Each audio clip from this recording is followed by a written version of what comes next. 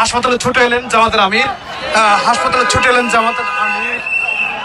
শফিকুর রহমান এবং